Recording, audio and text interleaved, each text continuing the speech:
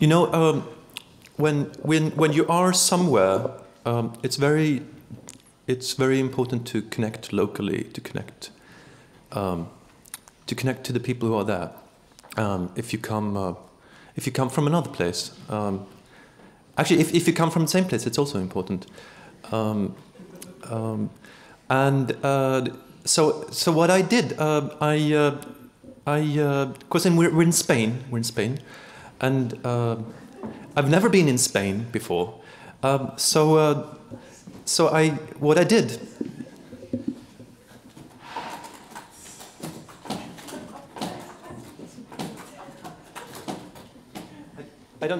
Are there any Spanish people here? I mean, it's a very international event. It doesn't matter. I mean, it's the thought. It's the thought that matters. So in Spain, so I brought my guitar because the guitar is a Spanish thing. So I thought that would make you happy. But then, of course, coming to the airport, and I heard some. I mean, I knew a little bit. I heard some things, you know. And I've seen, when watching Tour de France on Danish television, I've seen this strange flag, you know, a Danish flag with a green cross on top of it. You know, so I knew something was going on here. And then I saw in the airport, there were 3 languages, you know, there was another language that didn't make any sense. And then I realized, you know, something is going on here. And then I would quickly said to myself, you know, it's not my first time in Spain, it's my first time in the Basque country. And actually, it's the first time in Spain as well. Now, the question is there a Basque guitar? Is there a Basque guitar, or because Spanish, it's a Spanish guitar, you don't have any guitars. You have the Basque clarinet, maybe. Is there anyone who can answer me? Is there a Basque guitar? No, there's no Basque guitar. This is not a guitar, actually, but it's an ukulele. It's an ukulele, which is a transformation of a Portuguese guitar, a small Portuguese guitar, which I cannot pronounce, but it came to Hawaii in the 1870s, 60s, 70s. And then the Hawaiian king thought, this is the coolest thing. So the Hawaiian king said, this should be our national instrument in Hawaii. National, I mean, it's a part of the United States. It's, this should be our federal instrument in Hawaii. And at the World's Fair in 1915 in San Francisco, there was a Hawaiian orchestra, people playing the ukulele, and then it became like a mass popular phenomenon in the United States for decades, up until the 60s. And then there was a guy called Tiny Tim, and he killed it off. So since then, ukulele has been pathetic. So I thought also, you know, then you'll feel sorry for me, and you know, then if I'm performing like not so well, then yeah. But he brought this strange instrument. And, yeah.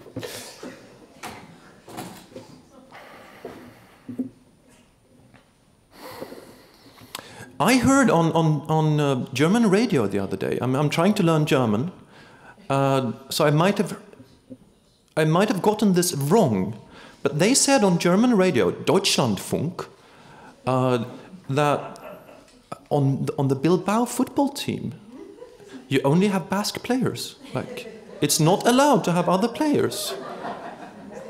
Maybe it's a language thing. Is this true? Is this true? It's true. And how about someone coming from the Netherlands? That's not Basque, no. So it's not only not Spanish, it's like just Basque. But how are they doing? Are they beating Barcelona this way? No.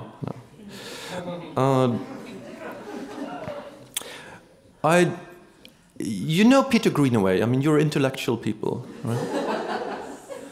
right? And do you know an early film, like an early good film, when Peter Greenaway was good, like before he started to do conceptual art? called The Belly of an Architect. Has anyone seen it? Yeah, quite a few people, yeah, good. And The Belly of an Architect, it's about an architect from the United States. And he's one of those architects who's doing a lot of writing. He's sitting on panels. He's curating exhibitions, but he's not building any buildings. So in the art world, that would be a curator.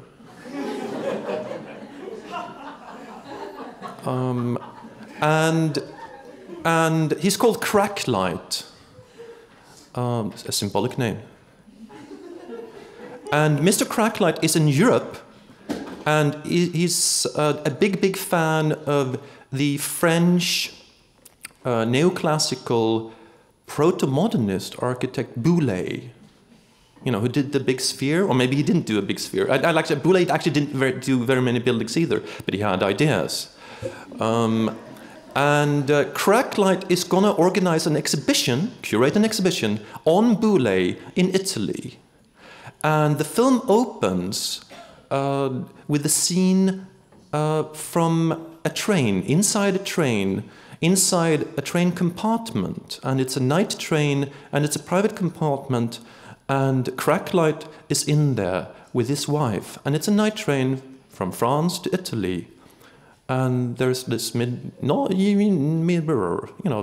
couple in the best of, you know, in their best age. The wife maybe a little bit younger. And they're sleeping on the train. And suddenly, Cracklight's Swiss chronographer goes off. There's an alarm in the middle of the night. And so they wake up, and Cracklight insists on having sex with his wife. Because now they're on the border between France and Italy. And to this American architect, a child conceived in Europe, on the border, passing the border between France and Italy, is just the greatest European souvenir. And I like going on trains, and I like sleeping on trains, but I have one problem with sleeping on trains, and that's when the train is still. Then I can't sleep. Something's wrong. Why is the train still? Have you experienced this yourself? And then when it starts running, you know, then it's fine again. And I was thinking of this because I can't sleep in my hotel. I can't sleep in my hotel room. And I sort of thought about this, you know, last night when I couldn't sleep, and I realized there are wheels under my bed. There are wheels. And of course, this is a good idea because, you know, the bed can be wheeled off and they can hoover under the bed, so it's not dusty under the bed. But no, the bed is not moving; it's still. And maybe that's why I can't sleep. I was thinking of Cracklight when I saw the Guggenheim Bilbao, and as the Queen would have said, I wasn't amused. I didn't like it. I thought it was a little bit kitschy. And then I thought, what would Cracklight have said? That would have been very interesting. You can see I'm very. Oh, I forgot to put the timer on.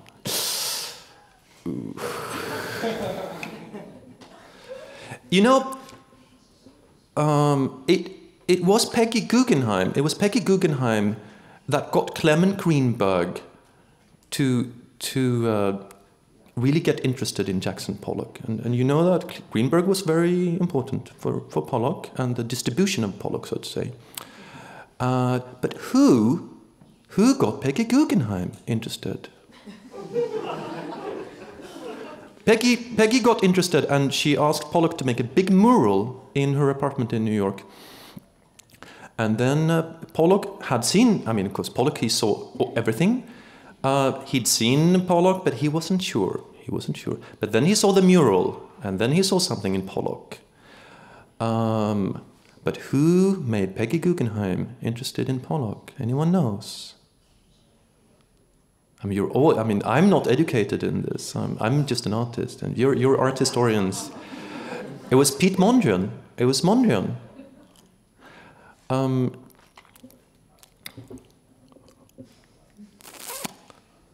And I was going to connect that to something, which will be a cheap connection, the third-class ticket, so to say, on the train.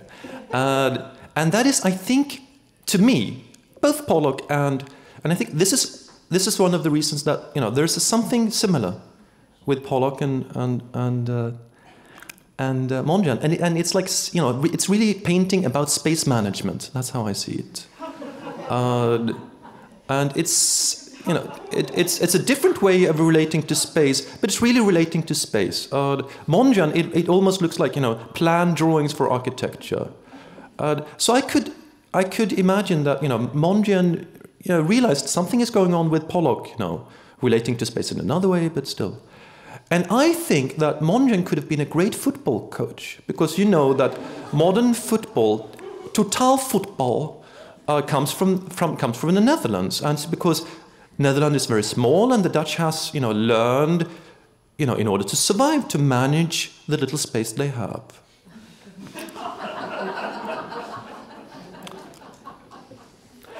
My mother is from the Netherlands, and she met my father in Mallorca. My father is from Sweden, and the Swedes, they play good football sometimes. The Dutch are pretty good, especially against the Germans. They're very motivated against the Germans. And they met in Mallorca in the 60s, when it was, you know, starting to get cheap to go there. And it was so cheap that they forgot that Spain was ruled by a dictator. And, but I mean, if my parents had been politically correct, if my parents had said, no, we don't want to support Franco and his military junta. I like the word junta. I mean, it's bad, but it's a junta. If they had been politically correct, I wouldn't have existed.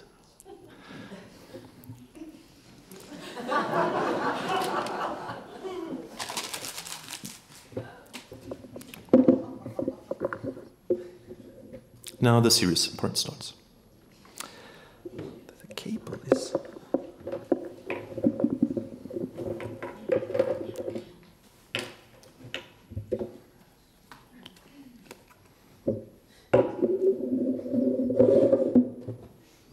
Oh, it's IKEA. The founder of IKEA was a Nazi.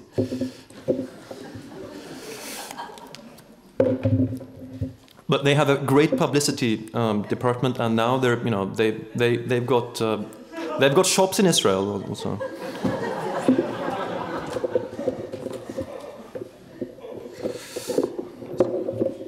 In the spring of 2003, I was in Budapest working on an exhibition with my Hungarian friend Tamás. It was one of those affairs of intercultural collaboration. Hungarian artists working with artists from abroad. I and Tamás had met a few years earlier when we were both art students, and I was on a study trip with my department in Budapest. We have a professional actor here who would perform this afternoon, and I discussed with him that, like, the problem when I have a prepared script, you know, the body language goes completely dead. So I've put in a few gestures here. And this is the first time, so bear with me. You can say, Olsen, stop the gestures, we can't stand it. Study trip.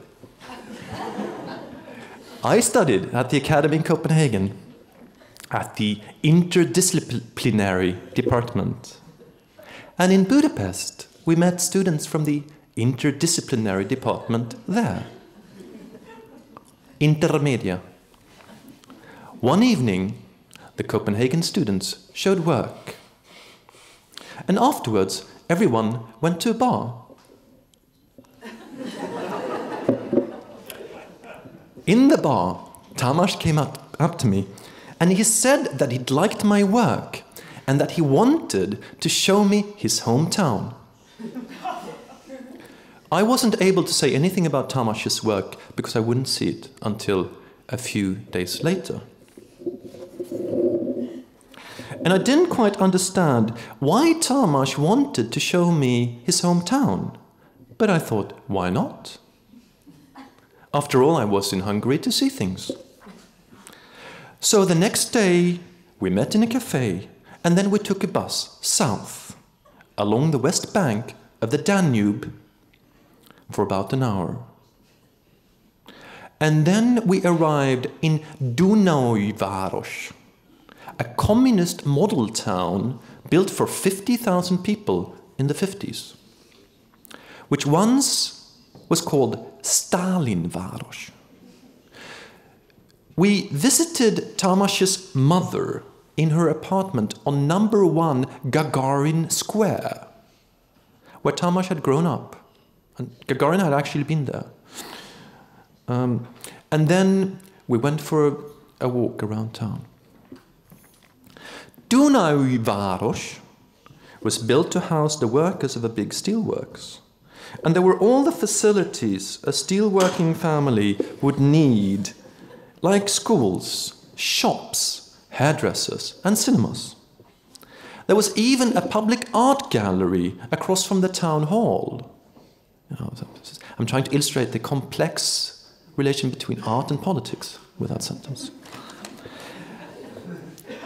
And the town planners had, through their calculations, come to the conclusion that a socialist model town for 50,000 people, steelworkers, and the children of steelworkers, and the workers providing the services needed by the steelworkers and their children, and the children of the workers providing the services, all in all, needed 8 visual artists.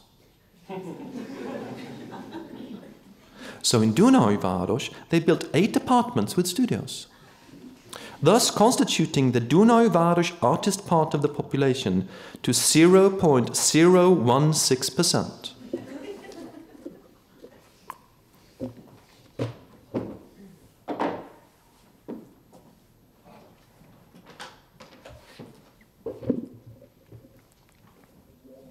On the banks, sloping towards the Danube, there was a public park. And in the public park, there was a lot of public sculpture. They were the result of a sculpture biennale. Sculptors would come to Dunajváros from as far away as the United States and work with the workers in the steelworks to produce sculpture in steel. And since it was considered that the people of this socialist model town were immune to cosmopolitan influences, the CIA, there were no restrictions against sculpture in the formalist style. And there was a little bit of everything: abstract, figurative, kinetic, musical. More or less monumental, more or less open to participation, and more or less rusty. And there were a lot of sculptures, because after the biennales, the sculptures would just stay, and were thus added to the previous ones. And Tamás led me through all these rusty structures, which more or less successfully managed to carry out the intentions of the artist who had thought them out. And we looked at the sculptures, and we looked at each other, and we smiled. Because to us, these were the remnants of an art world very much different than our own. We smiled at that mixture of sense of sophistication, hubris, narrow-mindedness, and naivety that comes with the feeling of belonging to the art world that really matters. And thus, by smiling at them and their sculptures, we also, hopefully, smile at ourselves and our feelings of being contemporary. Tamás had mixed feelings about the old communist regime, or socialist, as one would say in a communist country. What he didn't have mixed feelings about was the new regime and its self-assurance that by finally embracing free market capitalism, Hungary had now arrived at its hour of political truth. As a teenager, in the years following 1989, Tamás was a political activist. But he got tired of being beat up by the police at demonstrations. So he decided to become an artist. When we met, Tamás knew very little English, but somehow we had no problems understanding each other. And I could relate to Tamás's feelings about the old system and the new system, since I had grown up during the heydays of the Swedish welfare state. Because that's where my father brought my mother after they met in Mallorca. And I'd grown up during the Swedish welfare state. But I also had experienced the free market fetishism that succeeded it. Now, when we were working in Tamás's studio in the spring of 2003, the war in Iraq had just started. So I said to Tamás that it was a little bit funny. Here we were, making political art, while communicating, speaking in the language of Bush and Blair. And Tamás said, the next time we meet, we'll speak Esperanto. And I went back to Denmark. And Denmark was at war in Iraq. And I started studying Esperanto. And I convinced my best friend in Copenhagen to study Esperanto as well. And he, like I, had parents of different nationalities, and thus, like I, had suffered from a few identity crises. And now, suddenly, we had access to a language and a sensibility where such things didn't matter. And because of our enthusiasm for Esperanto, and because we were artists, we came to the conclusion that we had to make Esperanto art. In 2003, the Esperanto movement seemed to have run out of steam. And as we saw it, the problem with the Esperanto movement was that it wasn't really trying to make Esperanto attractive. There was a lot of intellectual argumentation, but little emotional pulling power. The idea to learn a foreign language already to most people is quite off-putting. People do it just because they're forced to at school, or if it seems financially rewarding. But no one forces you to learn Esperanto. And learning Esperanto is not financially rewarding. And the fact that Esperanto is an invented, unnatural language doesn't add any appeal. Somehow, a lot of people are frightened by the idea of, frightened by the idea of an unnatural language. It's like something strange and foreign and demon-like that you don't want to have in your brain. Like when the American army during the Cold War had training of like possible scenarios of the enemy, they made the enemy speak Esperanto.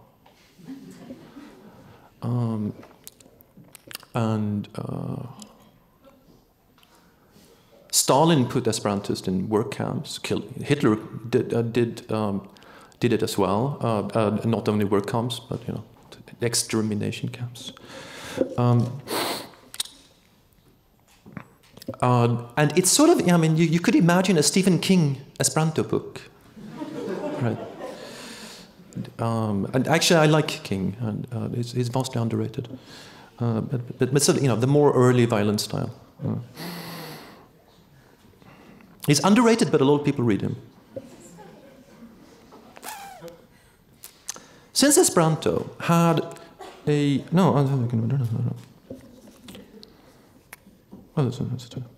our idea was to embrace the forms of the enemy and fill them with Esperanto. All the artifacts and pop cultural phenomena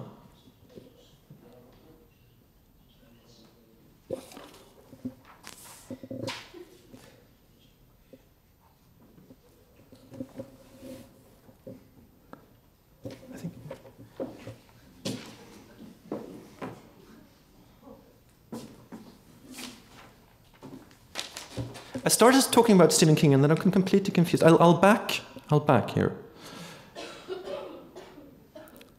No one forces you to learn Esperanto. And learning Esperanto is not financially rewarding.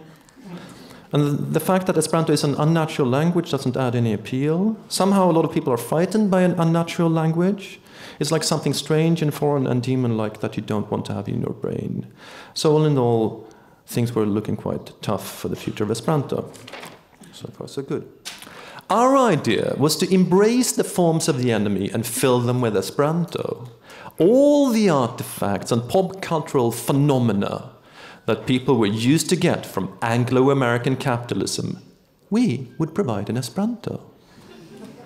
And since Esperanto has a transparent structure, which is elegant and easy to understand, without sacrificing complexity, and with a few elements of quaintness, we wanted our Esperanto artifacts to have those qualities too.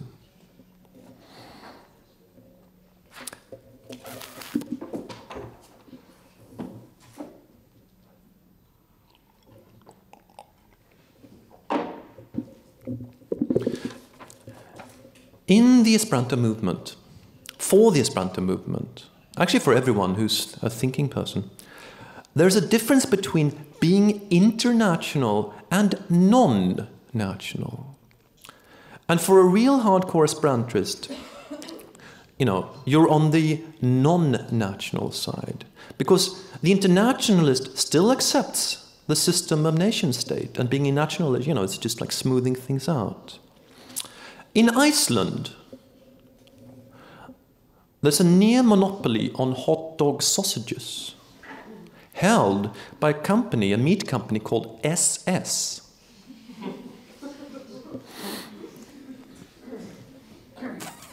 Well, which actually means the Slaughter Association of the South, Slaughter S, South S, also in Icelandic.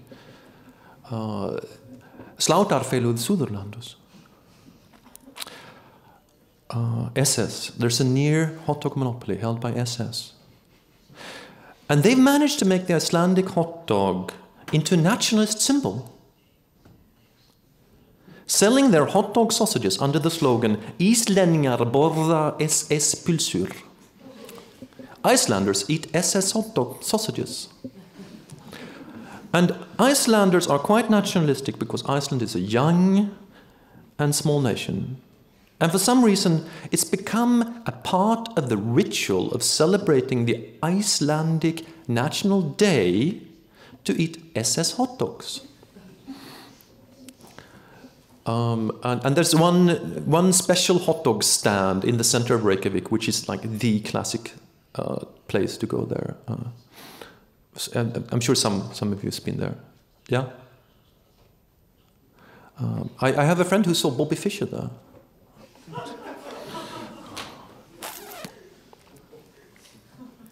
But we saw there was a problem. There was a problem with these nationalist hot dogs in Iceland. So we went to Iceland and we launched non-national sausages on the National Day of Iceland.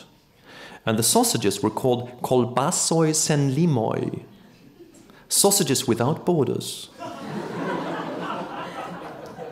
Maybe like from a marketing perspective, maybe sausages without limits would be maybe be even better. We went to Bangkok and held a press conference in a big hotel. In Asian countries like China and Japan and Vietnam, Esperanto is quite well spread, but in Thailand, Esperanto is virtually unknown.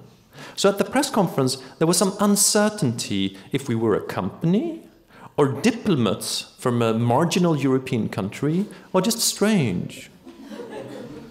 But we did get a lot of press. We also had a campaign to make the World Football Association, having an Esperanto football team, compete in the World Cup. But their rules are like, they're Nazis, like they're bad, you know. There's a real, horrible power structure there. And we filmed a pilot for an Esperanto sitcom. And we had an Esperanto fast food restaurant. It was called Ovo and was situated in a stall space on a busy street in Copenhagen. And we were wearing uniforms in the Ovo corporate colors. And there was only one thing to order: soft-boiled eggs. Ovo, ovoi, in the plural.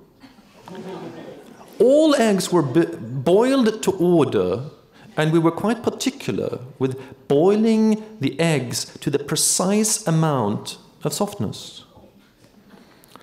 But unless one walked in, it was very hard to figure out what kind of business we were in. And this knowing that was something there that somehow wanted your money but not knowing for what seemed to create an interesting kind of confusion.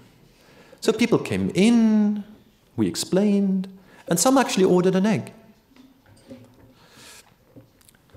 We were quite successful doing Esperanto art, at least more successful than we'd been before.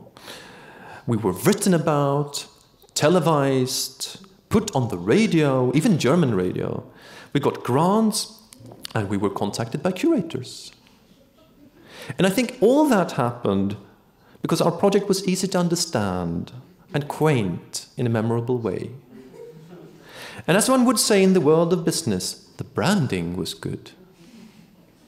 Now it's 5 years since we stopped working together. It was an intense period, and once in a while there was an unresolved conflict.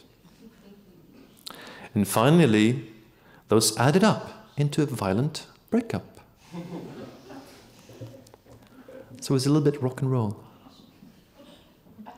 Which is, of course, a bit ironic, since Esperanto was designed to be a tool to create peace in this world. And it's, of course, also a bit ironic that I'm standing here now, speaking about all this in English. Soon after the breakup, I was invited to do a project in Milan. It was a Scandinavian cultural festival, which in this case meant that it was a rock festival. Now, how could I, as a visual artist, relate to a rock festival apart from providing some kind of optic ornamentation?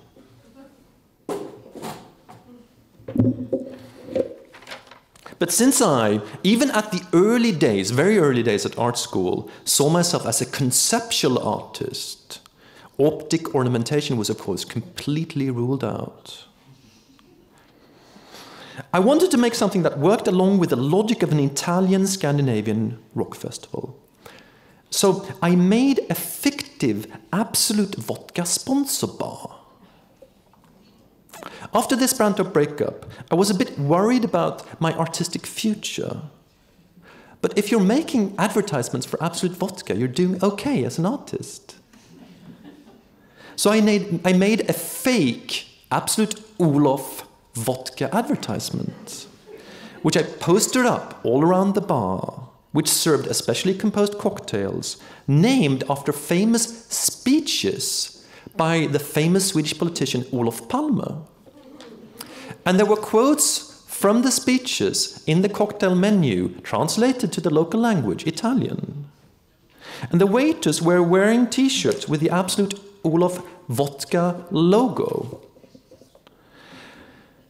And all this was a lot of work involving many people, but in the end, I don't think there was one single visitor who understood that this fictive Absolute Olof Vodka sponsor bar was a conceptual artistic intervention. And then one could ask oneself the question, does this disqualify the fictive vodka sponsor bar as being art? Or does it just make it bad art? Or does it, because of its success in creating a working sponsor bar simulacrum, qualify as great art? The festival manager had an idea I could do something on stage in between the bands. But because all the work with the bar, there was no time to prepare. So suddenly I was there on stage, and I had to improvise. But there was a clear response from the audience. There was all the response there hadn't been to the fictive Absolute Olof Vodka sponsor bar. And that's when I decided to go from being a conceptual artist to a performance artist. We're not quite finished, but very soon. What I do when I perform is to speak. Like a talk show host, or a politician, or a scientist, or like someone who has not quite discovered how one is supposed to speak. I try to make language work, to play it like an instrument, to bring out the charm of its contradictions and address its politics.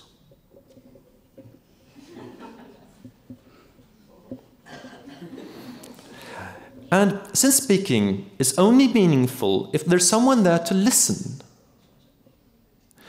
my performances depend a great deal on how the speaker and the audience manage to interconnect. There's a certain kind of energy, and sometimes there's more of it and sometimes there's less. And the nature of the space one is performing in is quite important for how that energy develops. If the space is too big and people are too spread out and it's too cold, then it can be hard to perform. But if the space is jam-packed and there's a sense of expectation in the air, it can feel like the performance is performing itself. So the space is important, but what kind of space is not very important. Since that evening in Milan, I've done 4 more performances at rock festivals. One was positively horrendous. I've performed at art spaces, galleries and museums, at schools and universities, theatres and shops, private houses and apartments, in bars and nightclubs, in parks and squares.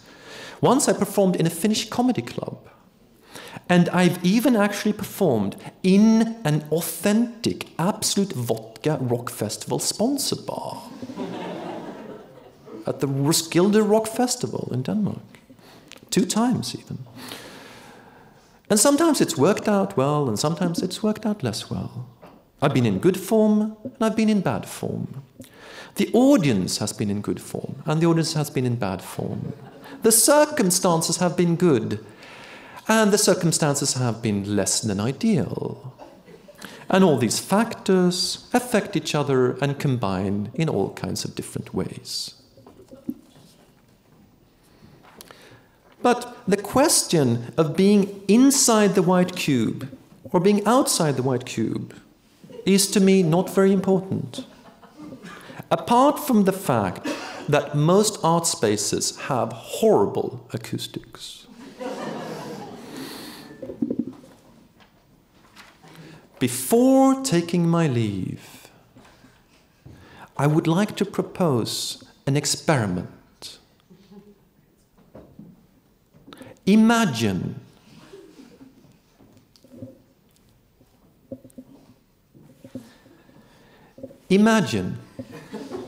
there was a notion of public art production as we know it today all the way back in 1887. Wouldn't then Dr. Zamenhof's Esperanto project, The construction of a language free of national chauvinism that's easy to learn while still being able to express just as complex things as any other language. Wouldn't that have been a most wonderful public art project, taking place wherever and whenever people would speak it?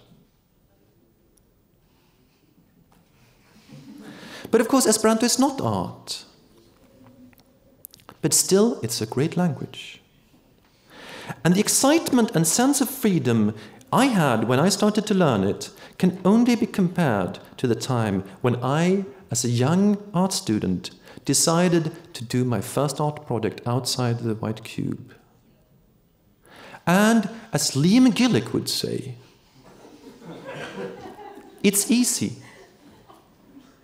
If you study Esperanto 30 minutes a day for a month, you will already know Esperanto quite well.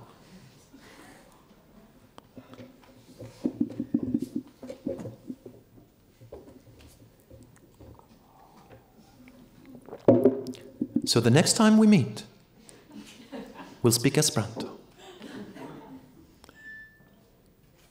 The next time we meet, we'll speak Esperanto. Thank you.